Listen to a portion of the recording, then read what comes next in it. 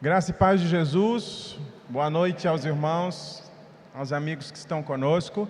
Antes de nós iniciarmos, um aviso importante às crianças até 9 anos, estão todas convidadas para o seu momento de culto, na linguagem deles, ali com as nossas professoras que vão conduzi-los até as suas salas. Então, você, pai e mãe que tem criança aqui no templo até 9 anos, encaminhe-os para a sua sala agora.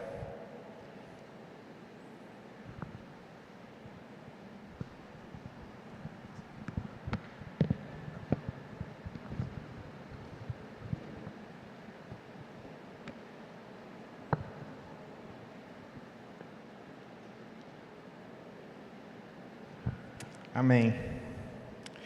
Estamos chegando no final da trilha. Fazer trilha não é uma coisa muito fácil, né, pastor? A depender de como é que ela seja, se tiver muitos altos e baixos, e se você não estiver bem equipado, pode passar por alguns apuros. Mas louvado seja Deus que nós iniciamos e estamos chegando ao fim. Melhor que iniciar uma trilha é terminar, né?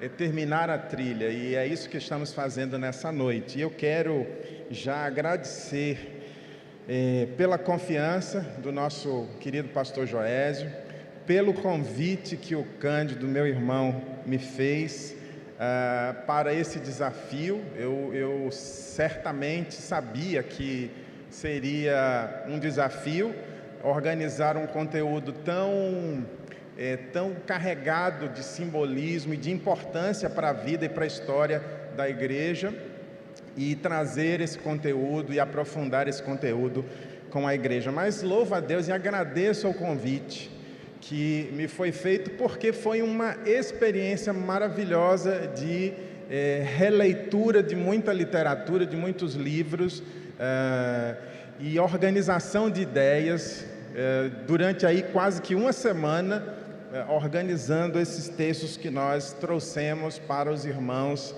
nesses dias. Então eu louvo a Deus e agradeço profundamente ao pastor Joésio e ao Cândido pelo convite, e espero continuar podendo servir a essa igreja, servindo a Deus com todas as minhas forças, com tudo aquilo que Ele me deu, porque afinal de contas, eu creio, como ensinei aqui, foi para um relacionamento genuíno com o Criador que eu existo, né? É para isso que eu estou aqui, então não pode ser diferente, tem que ser para a glória dEle, amém?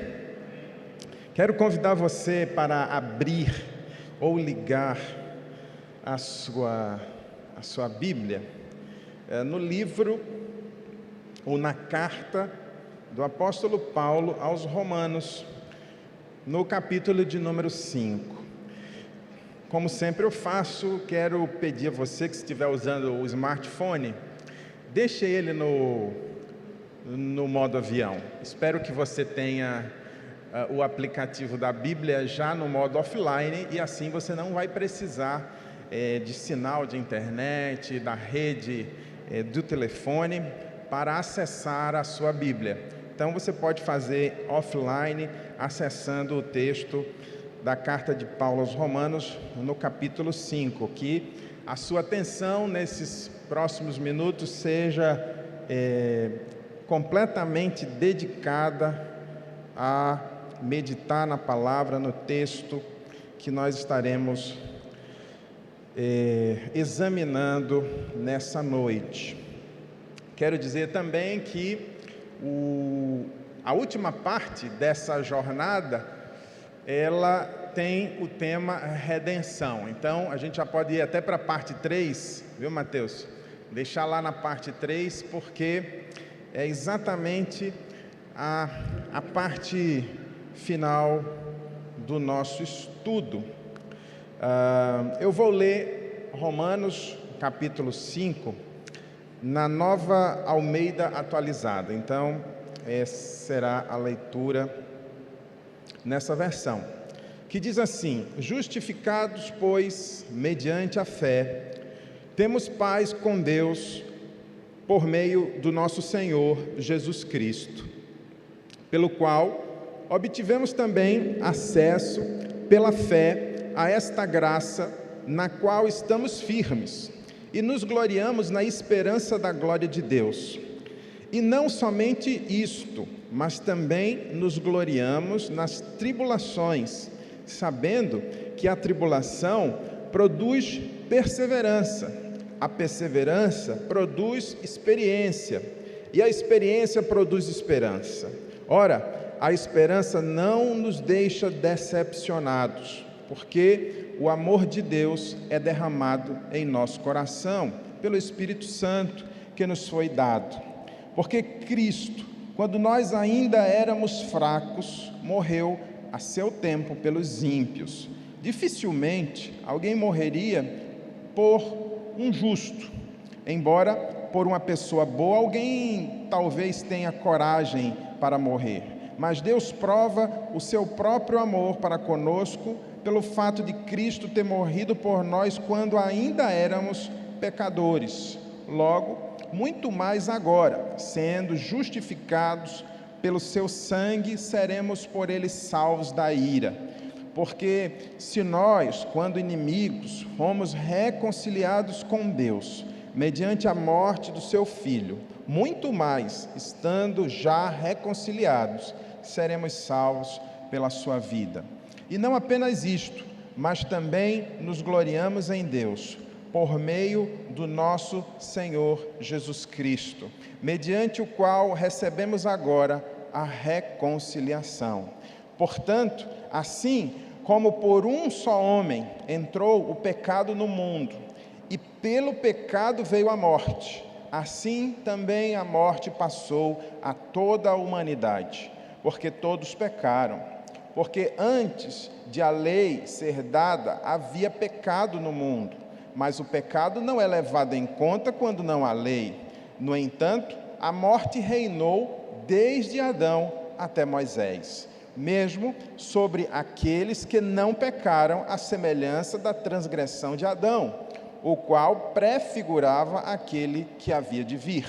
Mas o dom gratuito não é como a ofensa, porque se muitos morreram pela ofensa de um só, muito mais a graça de Deus e o dom pela graça de um só homem, Jesus Cristo, foram abundantes sobre muitos. O dom, entretanto, não é como no caso em que somente um pecou, porque o julgamento derivou de uma só ofensa para a condenação, mas a graça deriva de muitas ofensas para a justificação. Se a morte reinou pela ofensa de um e por meio de um só, muito mais os que recebem a abundância da graça e o dom da justiça reinarão em vida por meio de um só, a saber, Jesus Cristo. Portanto, assim como por uma só ofensa veio o juízo sobre todos os seres humanos para condenação, assim também, por um só ato de justiça, veio a graça sobre todos para a justificação que dá a vida. Porque, como pela desobediência de um só homem, muitos se tornaram pecadores, assim também, por meio da obediência de um só, muitos se tornarão justos. A lei veio para que aumentasse a ofensa, mas onde aumentou o pecado, aumentou muito mais ainda a graça, a fim de que, como o pecado reinou pela morte, assim também a graça reinasse pela justiça que conduz à vida eterna por meio de Jesus Cristo, nosso Senhor. Querido Deus, estamos aqui diante da Tua Palavra e queremos que o Teu Espírito Santo nos conduza na compreensão daquilo que lemos, para a exaltação do Teu nome, para a glória do Senhor na nossa vida e na vida da Tua igreja que se reúne aqui e que está espalhada pelo mundo a acompanhar, aonde estiver acompanhando essa mensagem, que o Senhor possa, ó Deus, nos usar com o poder, com o Teu poder, para comunicar a Tua verdade, a Tua vontade, que, como diz as Escrituras, é boa, perfeita e agradável. É assim que nós te oramos, com perdão, dos nossos pecados, em nome de Jesus. Amém.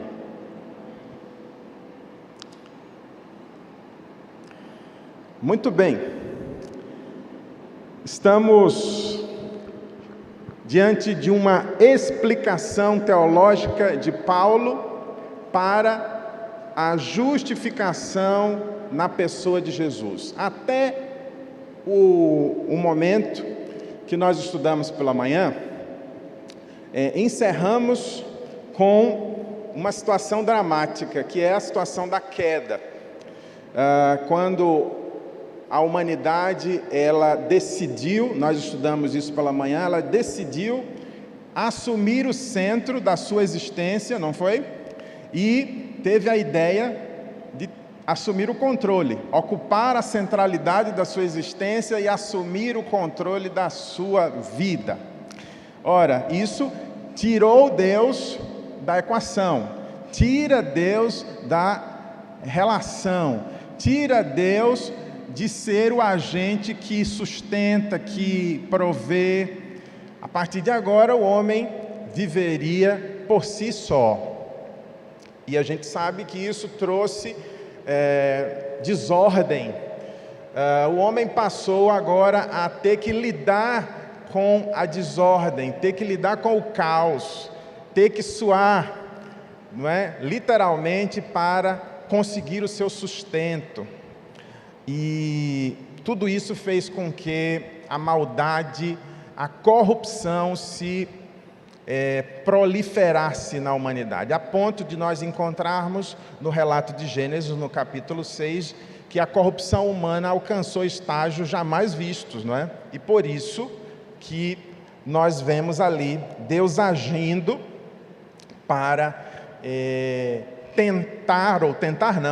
para minimizar esse estado de caos e de desordem pela ação do dilúvio. Mas é importante, e aí eu gostaria de colocar o primeiro slide, que a gente perceba, e nós encerramos com o texto do apóstolo Paulo hoje pela manhã, lembrando, não é, daquilo que ele disse a Timóteo, que ainda que nós, seres humanos, sejamos infiéis, Deus, Ele permanece fiel porque não pode negar a si mesmo. Ou seja, Deus, Ele não pode negar o propósito pré-estabelecido antes da fundação do mundo de ter com a humanidade um relacionamento.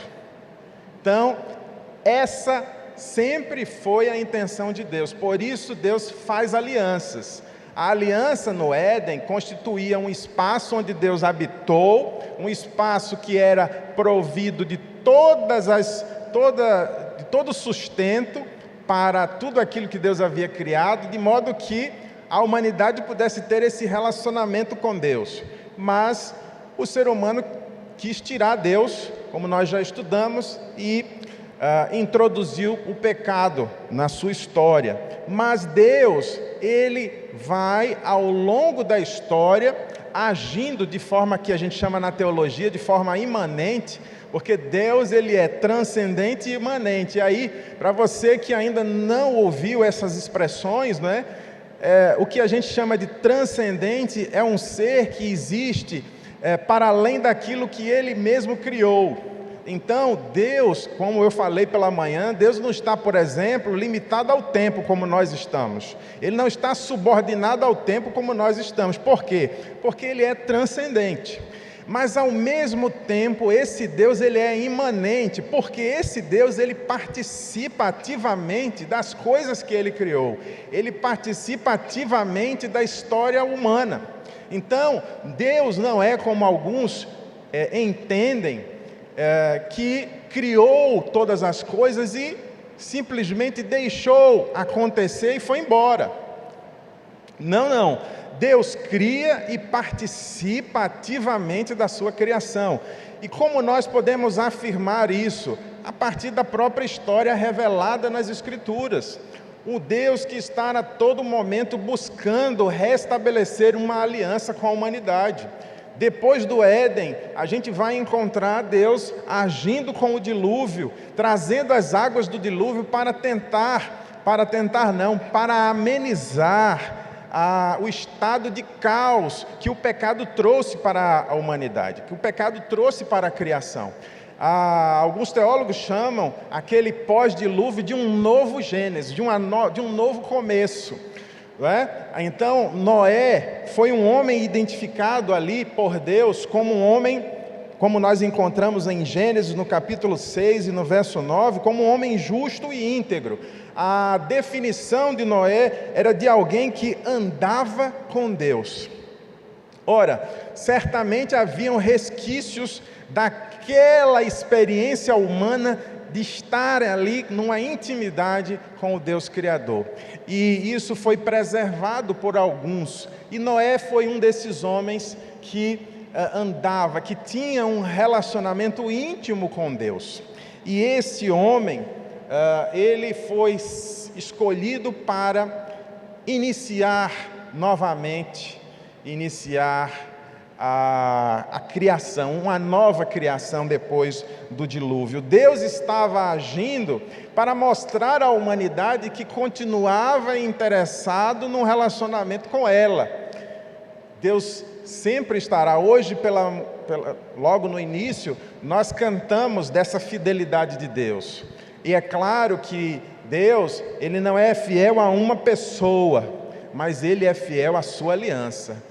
Então, Deus é fiel ao propósito de se relacionar com essa humanidade que Ele formou. Então, é claro que eu me incluo nisso, e eu me sinto, sim, incluído dentro dessa fidelidade de Deus. Então, eu posso dizer que, por Ele me incluir nessa aliança, Ele é fiel a mim. Amém?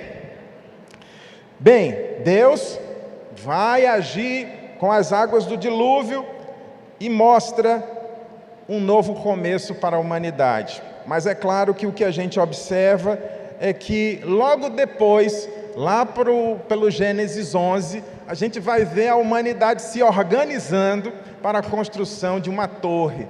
E o objetivo dessa torre era exatamente alcançar os céus. E você sabe que a tentativa de alcançar os céus, existe o professor John Walton, ele diz que essa tentativa era a tentativa de estabelecer um tipo de religião que era assim, uma religião que misturava tudo que era crença daqueles povos daquela região, de modo que ele conseguisse com aquela torre atrair todos os deuses, e todos os deuses poderiam descer naquela torre e habitar num templo que ficava numa região anexa. Alguns relatos do Antigo Oriente Próximo e textos históricos chamam de zigurate. E a gente vai encontrar esses templos que estão associados a grandes torres, onde nesses templos as divindades elas eram adoradas, eram prestados cultos a essas divindades. O objetivo da Torre de Babel nada mais é do que quando os homens dizem, faremos conhecido o nosso nome, era exatamente atrair as divindades para um relacionamento com ele, mas não aquele relacionamento que nós encontramos no Gênesis hebraico, mas um relacionamento de dominação. Era como se a humanidade quisesse dominar Deus e manipular Deus através da sua própria, do seu próprio conhecimento, da sua própria obra, que seria exatamente aquela torre. Aquilo que o Walton chama de a grande simbiose. Algo muito parecido com o que temos em alguns movimentos hoje. Você observa algumas pessoas dizendo assim, olha, toda a fé vale, né? Tudo, vamos juntar aqui num movimento de espiritualidade, uma certa espécie de ecumenismo que tenta reunir tudo que é espécie de crença numa sopa cultural e vai tentando agregar cada vez mais gente. O objetivo nada mais é do que formar uma massa, não é? Uma massa que permita tornar conhecido alguns projetos ideológicos. Algo muito semelhante era ao que aconteceu no relato da Torre de Babel. E o que a gente vê ali na Torre de Babel? A gente vê Deus agindo novamente, Deus intervindo na história, o Deus imanente, o Deus que participa da vida humana, participa das coisas que Ele criou. E o que Deus faz? No relato da torre, diz que Deus ali confunde as línguas e causa uma enorme dispersão. Ora, a partir daquele momento, estava se tentando reunir, através de uma só língua, esforços para que as pessoas, em torno de um projeto de poder humano, pudessem dominar Deus. E Deus claramente responde aquilo que nós já conhecemos, né? Que Ele não divide a sua glória com ninguém, Ele não pode ser domesticado por ninguém. Ele é o Deus Todo-Poderoso, todo o poder pertence a Ele. E ali as línguas se confundem, as pessoas são dispersas, e logo depois desse evento, nós vamos encontrar em Gênesis 12 o relato de um chamado, o chamado de Abrão. Na época Abrão, e vem a se tornar Abraão, logo em seguida. E em Gênesis 12, Deus está chamando Abrão, dizendo para ele sair da terra, deixar a parentela dele, os parentes mais afastados, porque havia ali um projeto de Deus através da vida de Abrão. A partir, claro, da família de Abrão, porque ele não sai sozinho, a gente sabe disso. Abrão não saiu só, ele saiu com sua esposa, ele saiu com seu sobrinho, ele saiu com alguns empregados, algumas pessoas que trabalhavam com ele. Ali quase que uma tribo foi deslocada para começar a peregrinar pelo deserto. Mas Deus havia dito para Abrão que faria dele uma grande nação e o abençoaria, de modo que, através dele, todas as famílias da terra seriam abençoadas. Ora, o que Deus estava prometendo a Abrão não era privilégio apenas dele e nem da família dele.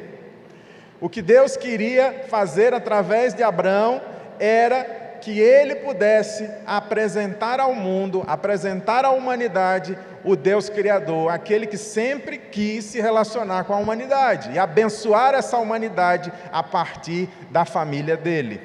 Então Deus intervém, invade a história e dá um sinal de aliança, que a gente chama de aliança abrâmica, para mostrar à humanidade o seu interesse em ter com a humanidade um relacionamento. E claro, um relacionamento de bênção, um relacionamento que traria bênção para a vida humana. Mas a gente vai encontrar, e eu conversava ontem com o Cândido, a história humana, ela não é marcada por personagens super-heróis, não é? A Bíblia, ela não é um livro que relata a história de pessoas infalíveis. Eu tive um colega de trabalho há alguns anos atrás, que ele se declarava ateu, professor de história, e certa vez na sala de professores nós estávamos conversando e ele disse que era muito difícil acreditar num livro como a Bíblia, que só falava de histórias de vitória, de conquistas, de triunfos. E eu disse para ele, eu acredito que você não deva conhecer corretamente a Bíblia. Acho que você não conhece bem a Bíblia. Eu quero te contar algumas coisas sobre a Bíblia. E uma das coisas que eu quero te contar é que a Bíblia não é um livro que coloca a sujeira embaixo do tapete. A Bíblia é um livro que relata com todos os detalhes o mal que habitou a humanidade quando a humanidade decidiu excluir Deus do projeto.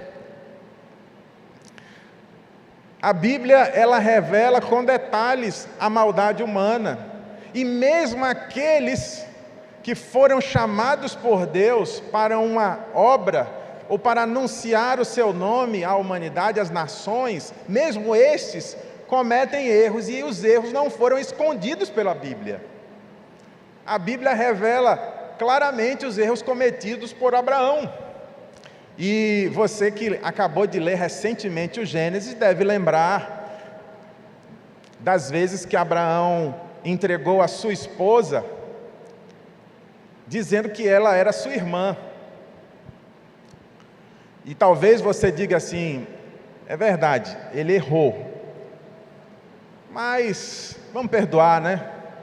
Mas ele errou 2 vezes o mesmo erro. O pastor Joés sempre nos diz aqui, né, que a gente deve ser criativo na hora de errar, não errar o mesmo erro 2 vezes, né? Mas Abraão não foi criativo, pastor. Ele cometeu o mesmo erro 2 vezes, não é? Mas nem por isso, Abraão, ele foi excluído do projeto de Deus. Porque o projeto de relacionamento com Deus, depois da queda, ele sempre vai ter pecado no meio da história, irmão. Sempre vai ter. Porque na hora que a gente tem acesso ao conhecimento, nós estudamos hoje de manhã, o mal passa a ser uma possibilidade, não é? Foi isso que nós vimos hoje pela manhã. O erro passa a ser uma possibilidade, embora a gente muitas vezes não queira errar, mas dada a imponderabilidade, nós podemos errar. Porque nós somos frágeis, porque nós somos humanos, e na essência da palavra nós somos barro, né? Nós somos pó. Sem Deus, nós somos somente pó. Apenas pó. E é por isso que nós vamos encontrar Abraão cometendo erros, mas mesmo assim, Deus insiste na ideia de ter com a humanidade um relacionamento abençoador. E aí a gente vai encontrar uma outra intervenção de Deus na história da humanidade. Mais especificamente agora na história do seu povo, porque a partir de Abraão, Deus elege pessoas ou um povo para a partir desse povo comunicar a bênção à humanidade. E esse povo, que é o povo hebreu, ele, como todo mundo, pelo menos eu imagino que já deve ter pelo menos ouvido a história desse povo que foi para o Egito por causa daquela fome que abateu, não é, a terra, aquela região que a gente viu ali do Antigo Oriente Próximo, e por conta de José, por muitos e muitos anos, o povo hebreu viveu no Egito. Num primeiro momento viveu um ápice, porque era um povo especial ali por conta de José, mas depois, passados os inúmeros faraós, passou a ser oprimido pelos egípcios. E o que nós conhecemos é, mais uma vez, Deus agindo para intervir na história e chamando Moisés para libertar o povo do Egito. Moisés liberta esse povo e quando a gente encontra no livro de Êxodo, é Êxodo que a igreja está lendo, né? Então logo você deve chegar ali nos episódios em que a lei será entregue a Moisés. E é por 2 vezes, né? Porque tem o episódio do bezerro de ouro, e ele quebra as tábuas, mas logo em seguida, lá pelo o final de Êxodo, nós vamos encontrar Deus restabelecendo as tábuas da lei, né? Dizendo para Moisés que registraria novamente os mandamentos. E eu quero ler com você aqui um trecho de Êxodo no capítulo 36, verso 6, quando isso acontece, quando Deus pela segunda vez registra a sua lei nas tábuas, né? nas tábuas de pedra. O texto diz assim: o Senhor passou adiante de Moisés e proclamou: o Senhor Deus compassivo e bondoso, tardio em irar-se, grande em misericórdia e fidelidade, que guarda a misericórdia em 1000 gerações, que perdoa a maldade, a transgressão e o pecado, ainda que não inocente o culpado, e visita a iniquidade dos pais dos filhos, e nos filhos dos filhos, até a 3ª e 4ª geração. Lá no verso 10, diz: então o Senhor disse: eis que eu faço uma aliança diante de todo o seu povo, farei maravilhas que nunca foram feitas em toda a terra, nem entre nação alguma, de maneira que todo este povo em cujo meio você está, veja a obra do Senhor, porque coisa terrível é o que faço com você. Esse trecho do Êxodo revela a misericórdia de Deus, revela que o seu amor, ele alcança gerações, que ainda que o pecado tenha devastado a sua vida, que ainda que o pecado tenha devastado a vida do seu filho por sua causa, que ainda que o pecado tenha devastado a vida dos seus netos por sua causa, a misericórdia restauradora de Deus alcançará todas essas gerações. É isso que está escrito no texto do Êxodo, desse Deus misericordioso, que nos alcança, não importa qual seja o grau de desgraça que o pecado causou na sua história, não importa o dano que o pecado causou na sua família, existe um Deus cuja misericórdia é capaz de reparar todo o dano. É isso que nós estamos lendo aqui. E é isso que Deus estava dizendo para Moisés. Mas Deus está dando a Moisés um padrão para relacionamento. Esse padrão de relacionamento com Deus nós chamamos de lei, essas ordenanças. E como o apóstolo Paulo escreve em Romanos 5, que nós lemos, né, até esse momento em que a lei foi entregue a Moisés, não existia a noção cultural, vamos assim dizer, de pecado. Embora o homem conhecesse bem o que é uma vida sem Deus, o que é uma vida distante de Deus. O homem sabia o que era ter que lidar com o caos, com a desordem, como vimos pela manhã. No entanto, foi a partir da lei que o conceito de pecado se estabeleceu. Por quê? Porque Deus diz: ó, o padrão para se relacionar comigo é esse. Não adulterarás, não terás outros deuses além de mim, não furtarás, não cobiçarás, honrarás o teu pai e a tua mãe. Não é o decálogo básico, que a partir desse decálogo outras leis ou outros mandamentos vão se organizando. E a gente já estudou aqui com o Cândido que essa lei ela tem 3 aspectos: o aspecto civil, o aspecto cerimonial e o aspecto moral. E eu até digo que é a partir do aspecto moral, do padrão do que é certo e do que é errado, que se estabelece ali no decálogo, naqueles princípios dados por Deus a Moisés, que todo o resto vai se desenrolar, né? Que a lei civil vai ser construída a partir da lei moral, que a lei cerimonial ela vai ser construída a partir da lei moral. Mas o fato é que agora o povo sabe qual é o padrão para se ter um relacionamento com Deus. Deus estabelece uma referência. E meu irmão e minha irmã, se a lei ela apontava para a necessidade de um relacionamento com Deus num certo padrão exigido por Deus, para que tudo pudesse dar certo, ir bem, ao mesmo tempo a lei mostrava como a humanidade era incapaz de alcançar esse padrão.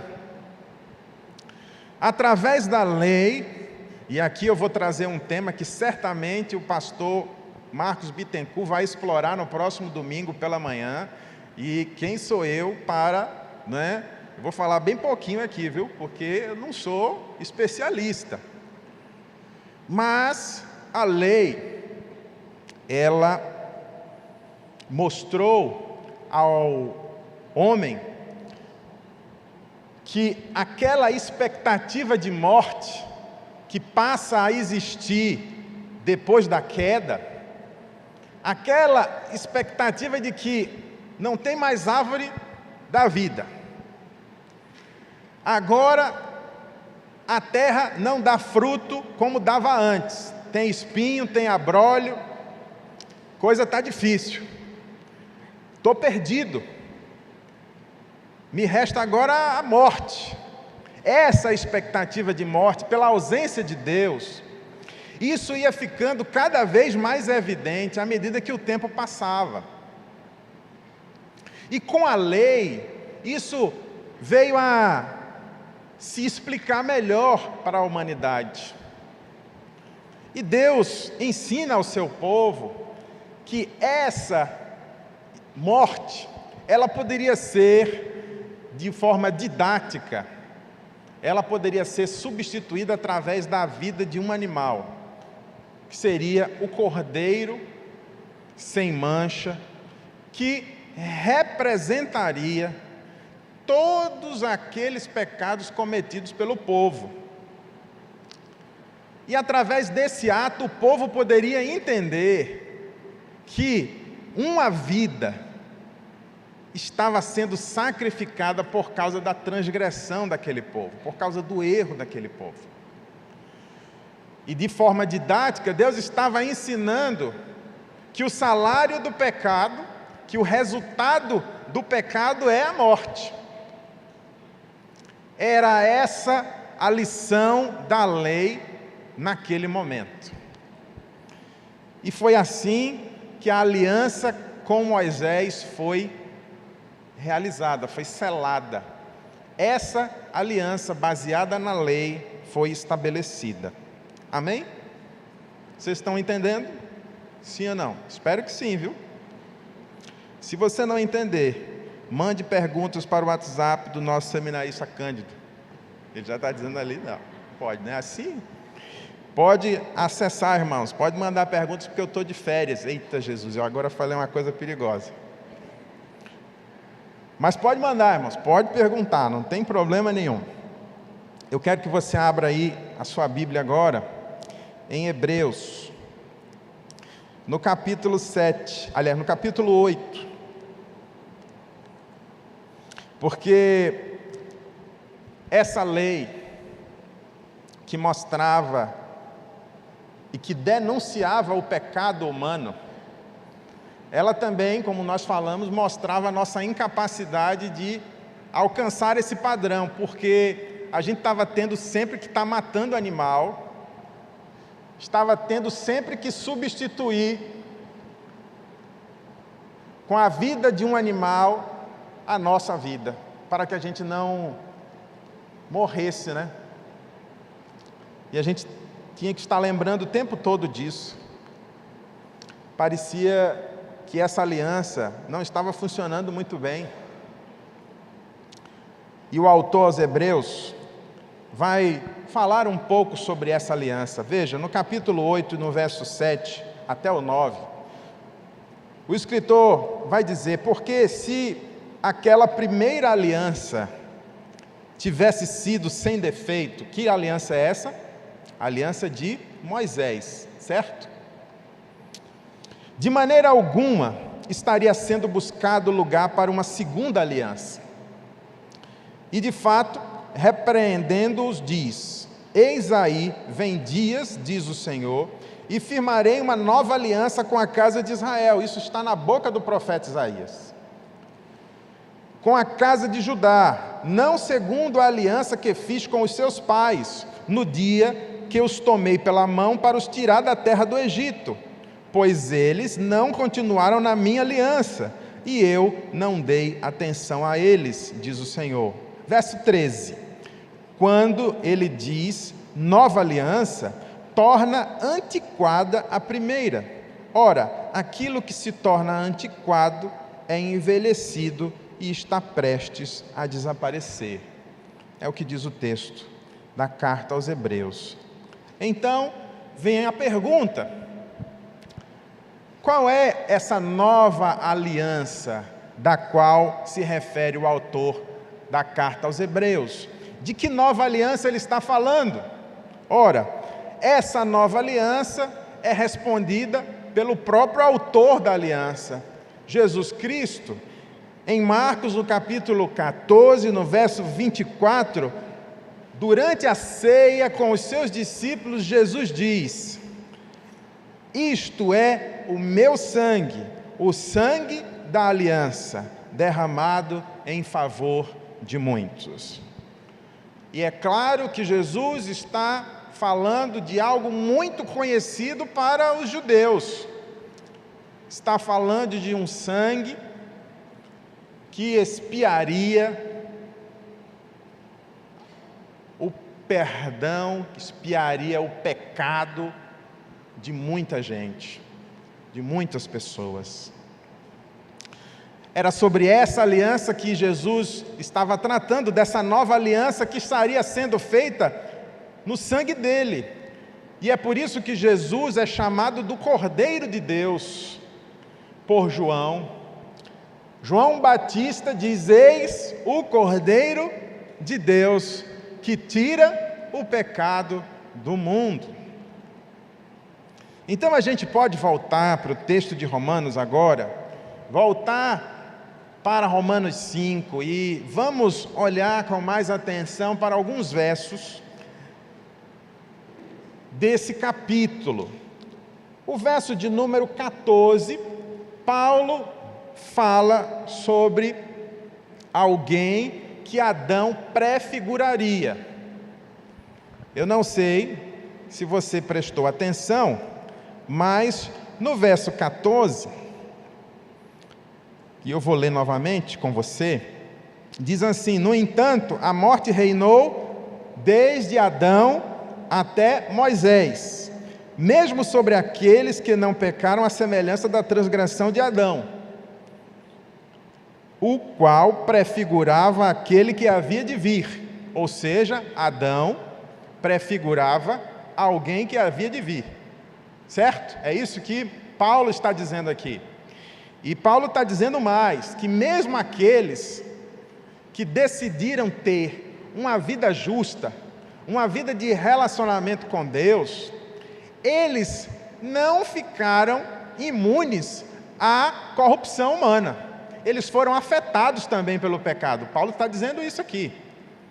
Mesmo aqueles que não fizeram como Adão, de ter excluído Deus do seu relacionamento, não é? Ter feito um cancelamento. Se fosse hoje em dia, talvez, não é? A gente usasse a expressão cancelamento, como se faz nas redes sociais. Adão cancelou Deus. Mas muitos não fizeram, mas mesmo esses que não fizeram a semelhança de Adão, foram afetados pelas consequências do pecado. Isso que Paulo está dizendo aqui. No entanto, ele diz que Adão prefigurava aquele que havia de vir. Então, Paulo está dizendo que se Adão, Adam, aquele que veio do pó da terra, aquele que se fez humano, com a tarefa de ser a imagem e semelhança de Deus, com a tarefa de responder por tudo que Deus havia criado, num relacionamento de prestação de contas e de obediência ao Criador. Se esse Adão, ele não conseguiu cumprir a sua parte da aliança, haveria um segundo Adão que cumpriria. Ele, Adão, veio como uma pré-figura de alguém que faria de forma correta, de cumpriria a missão de ser a imagem perfeita e semelhança de Deus nessa terra. Quem é então o segundo Adão? Jesus Cristo. Jesus Cristo é o segundo Adão.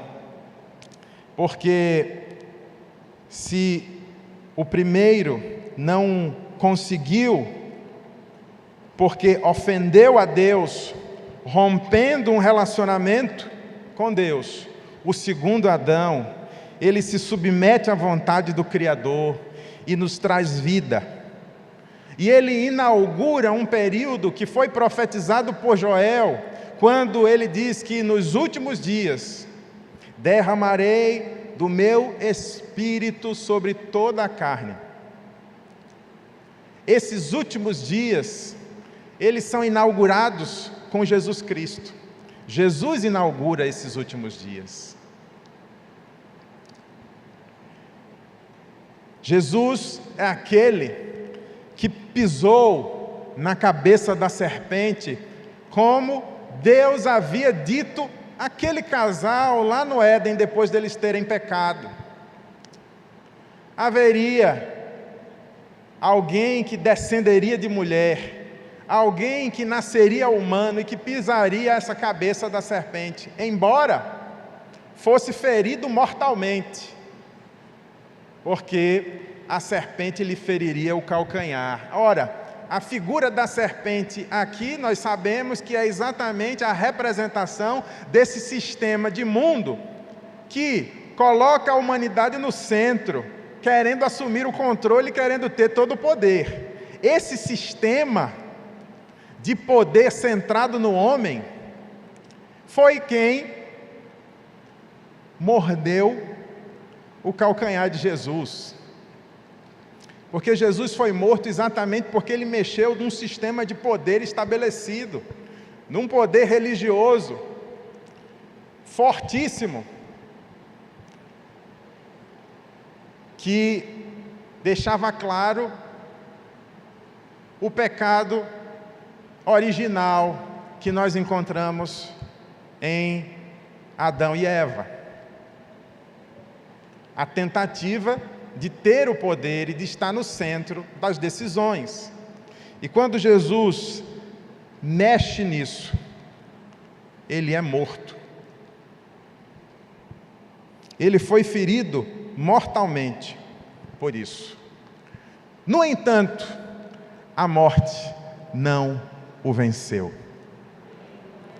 Aleluia! E é por isso que eu e você estamos aqui hoje. Porque se a morte tivesse sido o fim de Jesus, de nada adiantaria estarmos aqui. De nada adiantaria nos reunir como igreja para exaltar um morto, para glorificar alguém que está preso à sepultura? Não. Nos reunimos porque ele vive. Nós celebramos a Jesus que ressuscitou, que vive e que nos prometeu a vida com ele. Por isso nós estamos aqui, por isso nós celebramos, porque ele triunfou sobre a morte. Onde está, ó morte, o teu aguilhão? Onde está, ó morte, a tua força? Jesus ressuscitou. Amém. Aleluia. E eu quero caminhar para o final, destacando esse ato de Jesus, desse Jesus que é homem, porque nasceu de mulher, mas ele também é Deus, porque ele se fez carne como Deus, sem pecar, assumindo o meu lugar num sacrifício muito conhecido dos judeus, do sacrifício substitutivo, de uma vida em lugar de muitas vidas. Era assim que o povo entendia e é assim que nós entendemos o que foi que Jesus fez na cruz. Foi a vida dele no lugar de muitas vidas. foi a vida dele no lugar da minha vida. Foi a vida dele no lugar da sua vida, no lugar da vida da sua família. E é por isso que Paulo, na sua teologia, ao escrever Romanos, mais especificamente nesse texto que nós lemos, ele explica bem o que é que o sacrifício de Jesus representa quando ele nos substitui, quando a sua morte nos substitui a nossa morte. O apóstolo João, no capítulo, o evangelho que ele escreveu, no capítulo de número 13, primeiro verso, João diz que antes da festa da Páscoa, sabendo Jesus que era chegada a sua hora de passar deste mundo para o Pai, tendo amado os seus que estavam no mundo, amou-os até o fim. Essa parte final, ela mexe comigo, eu não sei se mexe com você, mas João está dizendo que Jesus sabia o que ele estava por enfrentar. Nós sabemos, nos relatos dos outros evangelhos, que Jesus estava vivendo uma tremenda agonia, e o Getsêmani foi testemunho, foi palco da agonia de Jesus, horas antes de iniciar a Via Crucis, iniciar o seu sofrimento de prisão, de açoites, até chegar à crucificação. Jesus sabia o que estava por vir e o que estava se aproximando.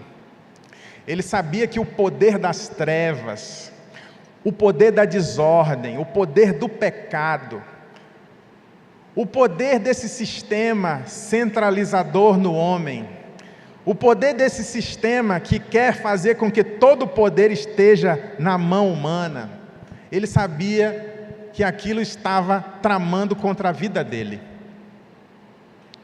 Mas João diz que mesmo sabendo disso, ele nos amou até o fim. Ele foi até o fim, ele não desistiu. Ele não desistiu de me amar, ele não desistiu de amar você. Ele nos amou até o fim. Esse ato de amor, ele nos constrange e deve nos constranger, deve mexer conosco, tem que mexer com você, porque diante de todo o sofrimento que ele estava por passar, pela expectativa de morte que rondava a sua vida, ele não desistiu de nos amar, ele não desistiu de amar a humanidade. E é por isso que nós estamos aqui, porque esse ato de amor, se ele tem um tamanho, se a gente pode medir o tamanho do amor de Jesus, esse tamanho é o tamanho do universo. Esse tamanho é o tamanho de todas as coisas criadas por Deus. Porque Jesus amou tudo que o Pai havia criado. Jesus amou tudo aquilo que foi manchado e maculado pelo pecado. Toda a desgraça causada pela desordem, a desordem de ter tirado Deus do ambiente em que Ele estava para se relacionar com a humanidade, todos esses espaços, Jesus amou para que todos esses espaços fossem restaurados, para que tudo pudesse ser consertado, para que toda a ordem pudesse ser restabelecida. Portanto, o amor de Jesus tem o tamanho do universo. O verso 20 mostra-nos, o verso 20 do capítulo 5 de Romanos, mostra que a lei que Deus deu a Moisés ela serviu para escancarar o nosso pecado. Ela serviu para multiplicar o nosso pecado, porque à medida em que ela colocou no papel, ou melhor, lá na pedra, o que era errado, ela torna público as coisas que nós fazíamos de errado e deixa claro que isso desagrada a Deus, que isso rompe um relacionamento com Deus. Portanto, a lei, ela escancara e mostra o tamanho da desordem que nós introduzimos no universo, o tamanho da desordem que nós introduzimos no nosso mundo, na nossa história, é muito grande. Mas isso tem um propósito, e a gente precisa entender esse propósito. E Paulo nos ajuda a entender, porque Paulo, ele diz que se a lei escancarou o tamanho do pecado, Jesus mostrou que o seu amor era maior. Porque onde o pecado abundou, a graça foi ainda maior. Superabundou a graça. O amor de Jesus que cobriu toda essa multidão de pecados que a lei expôs. Você entende isso? A lei, ela mostra quão grande é o amor de Jesus pela humanidade. Quão grande é o amor de Jesus por mim e por você. É para isso que a lei existe, para mostrar o tamanho do amor que Jesus tem por nós, na tarefa de reconciliar todas as coisas com Deus. Tudo que Jesus fez na cruz foi reconciliar todas as coisas que haviam sido danificadas pelo pecado. A cruz de Jesus reconciliou com Deus. Amém? Aleluia. E aí, Paulo, escrevendo uma outra carta aos Colossenses, eu quero ler com você, capítulo 1 de Colossenses, o versículo 13 ao 20. Acho que vocês podem passar o próximo. Pronto, está aí, ó. Texto da carta de Paulo aos Colossenses, está na tela. Vamos ler, né? Ele nos libertou do poder das trevas e nos transportou para o reino do Filho amado, do seu Filho amado, em quem temos a redenção, a remissão dos pecados. Ele é a imagem do Deus invisível. Quem? Quem é a imagem do Deus invisível? Jesus Cristo, não é? Olha aquela imagem e semelhança que Deus esperava de Adão. Quem está restaurando essa imagem? O seu Filho, a imagem do Deus invisível, o primogênito de toda a criação, pois nele foram criadas todas as coisas, nos céus e sobre a terra, as visíveis e as invisíveis, sejam tronos, sejam soberanias, quer principados, quer potestades, tudo foi criado por meio dele e para ele. Ele é antes de todas as coisas, nele tudo subsiste, ele é a cabeça do corpo, que é a igreja. Ele é o princípio, o primogênito dentre os mortos, para ter a primazia em todas as coisas, porque Deus achou por bem que nele residisse toda a plenitude, e que, havendo feito a paz pelo sangue da sua cruz, por meio dele, reconciliasse consigo mesmo todas as coisas, quer sobre a terra, quer nos céus. Isso aqui significa que Jesus estava reconciliando tudo que Deus havia criado lá no capítulo 1 de Gênesis, que nós lemos ontem, que nós estudamos ontem. Tudo que Deus havia criado e está registrado no primeiro verso do capítulo 1 de Gênesis. E criou Deus os céus e a terra. E é claro que essa expressão ampliada dá a compreensão de todo o universo que Deus criou, porque nós sabemos que existe, não é, muito mais do que o planeta Terra. E isso está resumido na visão do autor, claro, limitada, e não tem por que ser diferente. Ele não tem, como já falamos, as lentes modernas da astrofísica, mas ele sabia que tudo que estava para os céus, e a compreensão naquela época era que todos os objetos celestes que estavam nos céus, os céus é exatamente o que a gente poderia chamar hoje de universo extenso.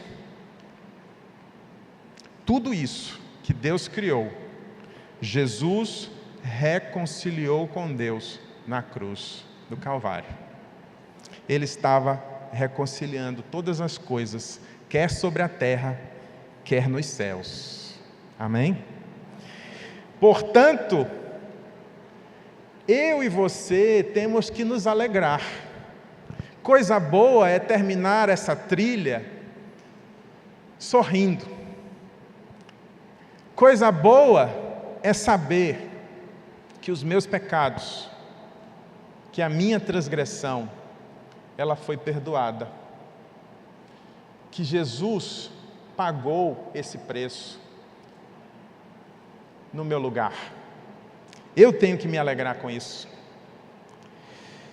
E talvez você estivesse triste ou esteja triste por causa do tamanho do seu pecado. Eu quero dizer para você, não olhar mais para o tamanho do seu pecado. Olhe para o tamanho da nova chance que Jesus te dá quando Ele morre no seu lugar. Olhe para essa chance que Ele te deu.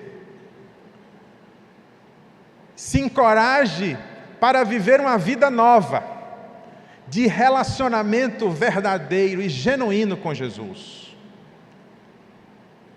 Quando eu lembro do exemplo de Pedro,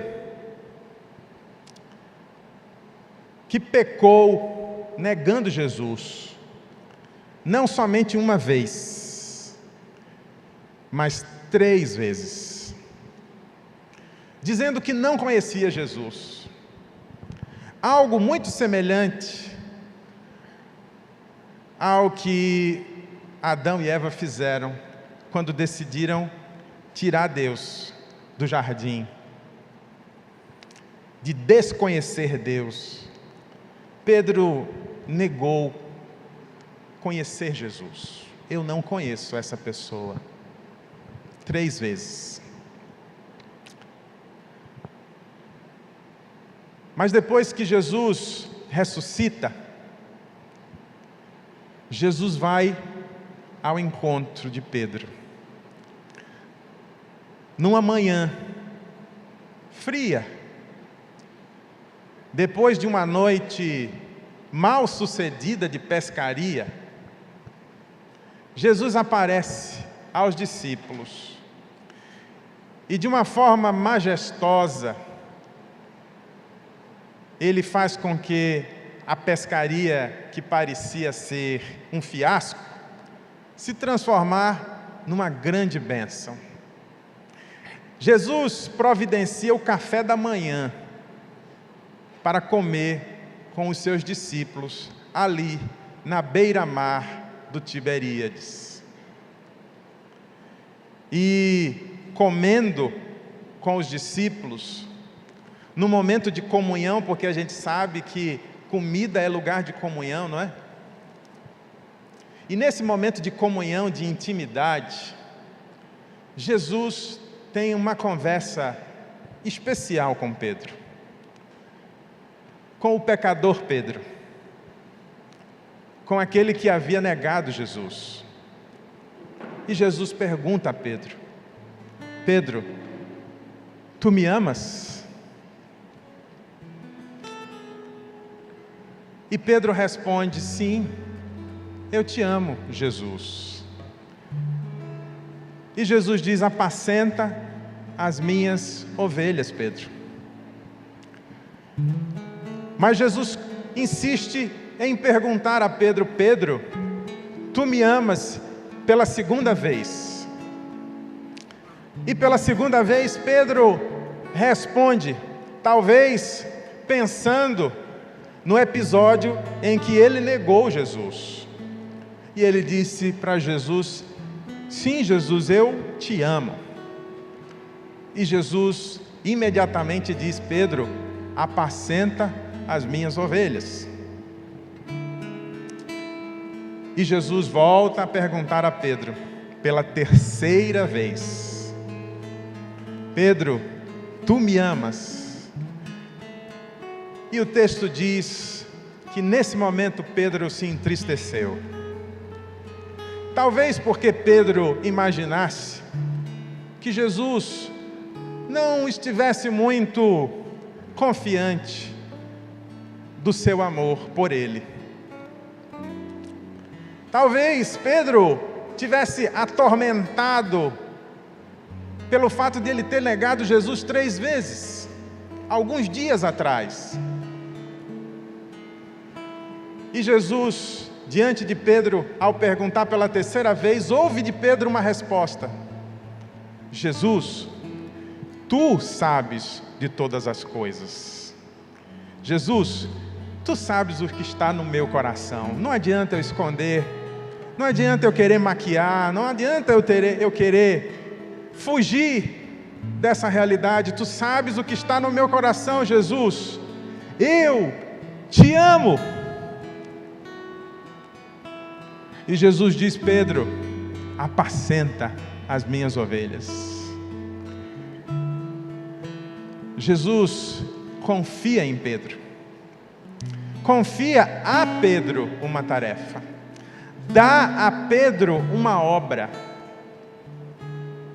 delega a Pedro a oportunidade de construir a sua igreja, de falar ao mundo sobre o Evangelho de Jesus.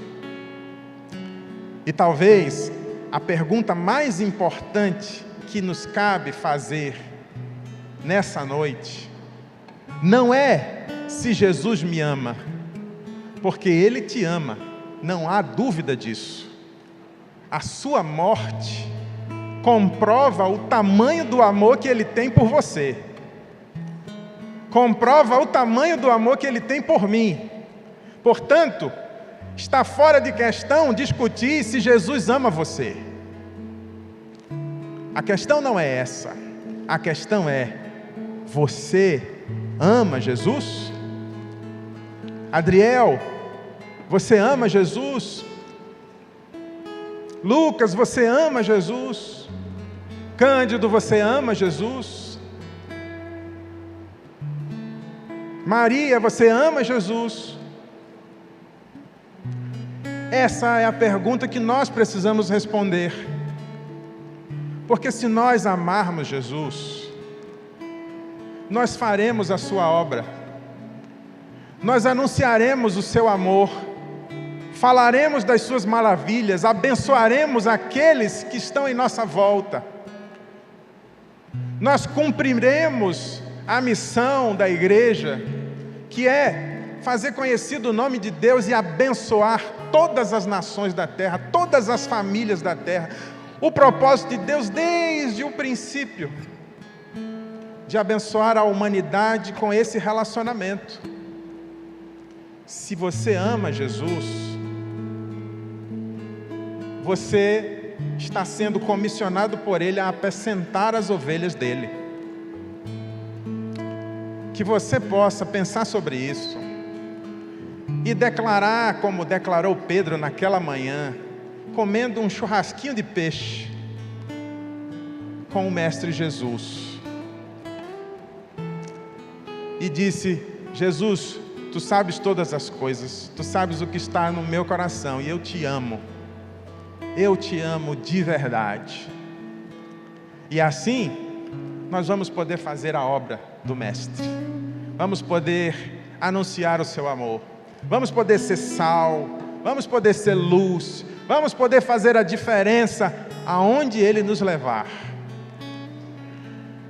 para a glória dEle, e para que todas as coisas continuem a ser reconciliadas, porque existe uma família para ser reconciliada, existem sonhos para serem reconciliados, existem projetos de vida para serem reconciliados, e tudo isso começa quando eu digo para Jesus que eu amo Ele, e Ele me entrega o seu ministério, o ministério da reconciliação estará na minha e na sua mão. Que o Senhor nos abençoe, em nome de Jesus.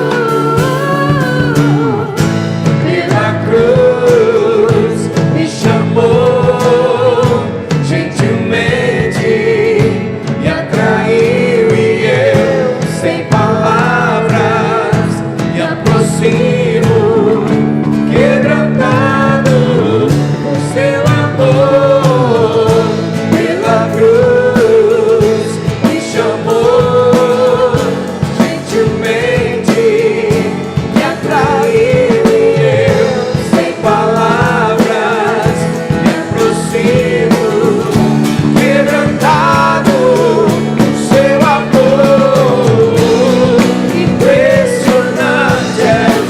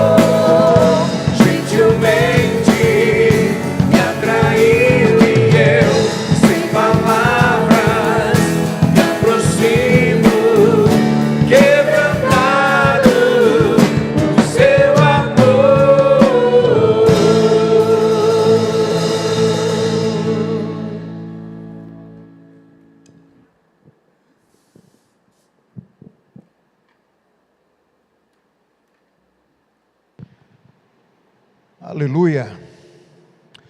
Não tem como terminar uma trilha como essa, e nós sabemos que nós temos, na grande maioria, pessoas aqui que conhecem a Cristo muito bem, que já têm uma experiência pessoal com Ele. Mas eu gostaria de saber se existe em nosso meio alguém que quer experimentar exatamente o que Cristo proporcionou, entregando a sua vida na cruz por você, por mim, por todo aquele que em Adão experimentou a queda, em Eva experimentou a queda. Existe em nosso meio alguém que gostaria de declarar isso publicamente: eu entendi toda a história da minha vida nesses dias. Eu entendi claramente a minha responsabilidade diante dos meus atos. Eu entendi claramente o pecado do qual eu tenho que me arrepender. Pedi a Deus que pela sua misericórdia me permita passar pelo processo de regeneração, pelo processo de redenção. Não tem como ser mais claro do que foi nesses dias o pregador. Não tem como ser mais claro. Tem alguém aqui que precisa declarar Cristo como Senhor da sua vida? Talvez há muito tempo tomou uma decisão de caminhar com Jesus, mas em algum momento da trilha desviou-se dela e deixou de estar na presença do Senhor como servo, como filho, mas agora decide não mais sair dessa trilha, decide definitivamente estar aos pés do Senhor. Ah, pastor, mas eu tenho já 30 anos, eu não preciso fazer isso. Quem diz o que você precisa fazer, filho, é o seu coração agora. Eu costumo lembrar sempre do texto, inclusive de uma das cartas do apóstolo Paulo que nós lemos agora, a carta aos Colossenses. Quando nós lemos no capítulo 3, verso 15, que a paz no vosso coração seja o árbitro da sua questão. Será que eu preciso mais uma vez manifestar arrependimento e pedir a Deus misericórdia e regeneração? Se o seu coração incomodar você, peça a Deus. Peça, é hora de mais uma vez tornar ao Senhor. Se você estiver em paz, é porque você está bem com Deus. Se você estiver incomodado, se estiver com aquele peso tremendo agora nas pernas, nas mãos, a língua embargada na sua garganta, tem um incômodo santo no seu coração, não fique quieto, não fique aonde está. Permita que o Santo Espírito de Deus tome conta definitivamente da sua vida. Ah, temos aprendido, filhos, que muitos de nós podem até ter Cristo como Salvador, mas Ele ainda não é Senhor. É hora de permitir que Ele seja Senhor. É hora de permitir que Ele cuide da sua vida como um todo. Não tenho o que acrescentar ao que foi exposto nesses 2 dias, nessa trilha. Tem alguém que nessa noite quer tomar essa decisão diante do Senhor? É a hora de agir, filho. É a hora de agir, filha, para a glória do Senhor Jesus, para que a sua vida seja plena, que você tenha convicção de que você está cumprindo o que disse o Adriel ontem, para que você tenha certeza de que você está cumprindo o propósito da sua existência. Para isso, o Senhor trouxe essa palavra nesses dias. Nós vamos orar. E antes mesmo de orar, eu queria mais uma vez chamar meu querido Adriel aqui. Vem cá, por favor, filho. Queria chamar o Cândido aqui também. Vem cá, filho. Você é filho da casa. Não tem muita coisa que nós possamos fazer para você saber que nós o amamos. Não precisa nenhuma prova maior disso. Você tem uma igreja que ama você e que vê em você um canal da graça, do amor de Deus. Quero agradecer em nome da sua igreja pela sua instrumentalidade, pela permissão que você dá a Deus todos os dias de cuidar do seu coração, da sua mente e dos seus lábios. A gente vê um servo quando a gente vê a família dele. A gente vê um ministro do Senhor quando a gente observa que a primeira congregação dele é a sua casa. E nós vemos isso em você. Eu vejo isso em você cada dia. Eu estou cercado de ministros para a glória de Deus. Olha o outro aí. Olha aqui, todos ministros do Senhor. Louvo a Deus por isso. E eu quero só, em nome da igreja, dar uma lembrança a você. Não sei se você já tem ela, eu acho que não. Se não tem, vai ter agora. Se já tem, você vai dar um alô. Uma lembrança da igreja que ama você, por tudo que temos experimentado através da sua vida. Amém? Vamos orar? Vamos agradecer a Deus. A quem honra, honra, né? E eu sei, filhos, há pouco tempo o Cândido passou, né, nessa trilha, e não é fácil, não é fácil.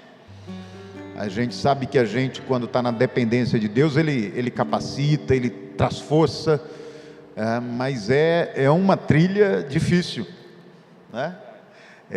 O Adriel não é alguém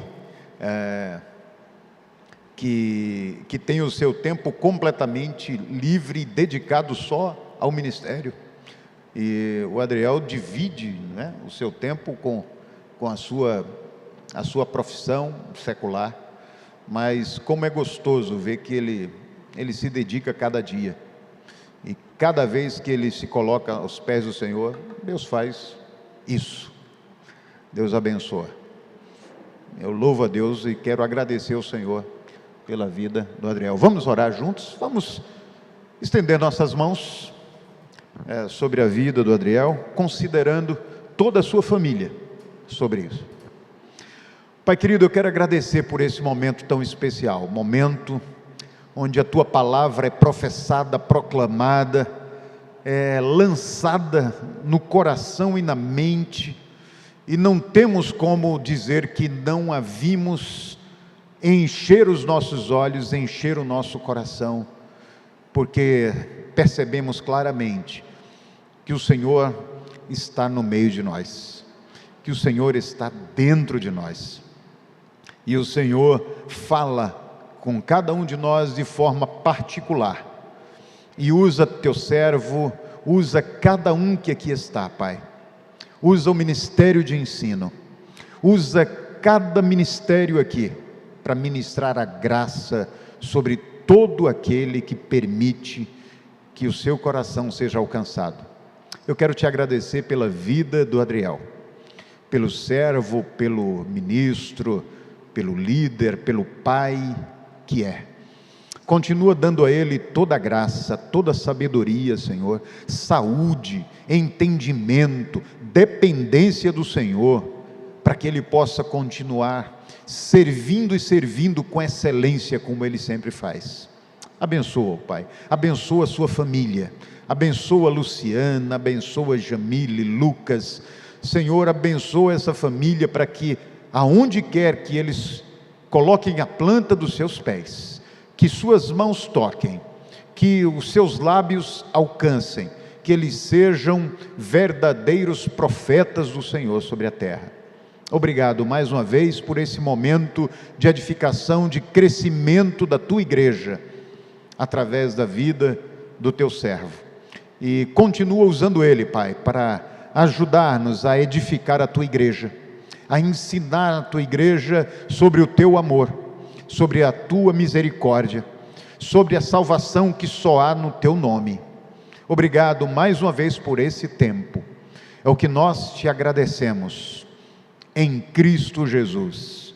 Amém e amém. Aleluia.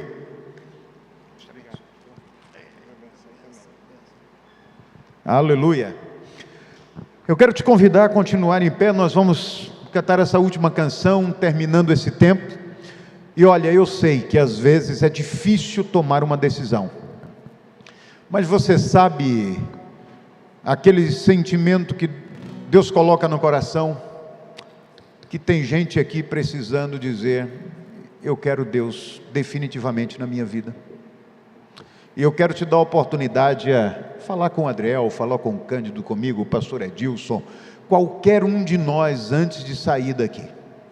Não saia daqui sem dizer: eu amo o Senhor, eu quero verdadeiramente estar no centro da vontade dEle. Não saia daqui. Jovem, adolescente, homem, mulher, não saia daqui sem tomar uma atitude definitiva diante de Cristo. Amém? Que a graça do Senhor Jesus, o amor de Deus o Pai, a comunhão e a consolação do Santo Espírito de Deus, seja com todo o povo do Senhor sobre a face da terra, hoje e sempre. Amém e amém.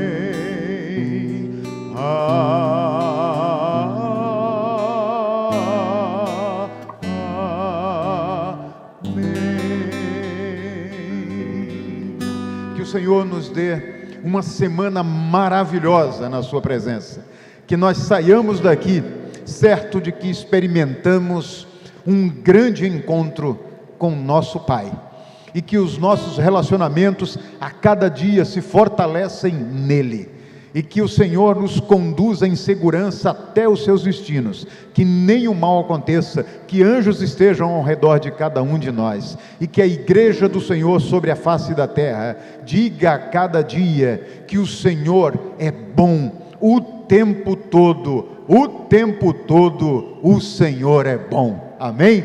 Que o Senhor nos abençoe. Vamos sair daqui celebrando o nome do Senhor Jesus, e não deixe de dar uma boa noite, um abraço, um aperto de mão no nosso querido Adriel, e dizer o quanto ele nos abençoou. É importante isso. Deus os abençoe.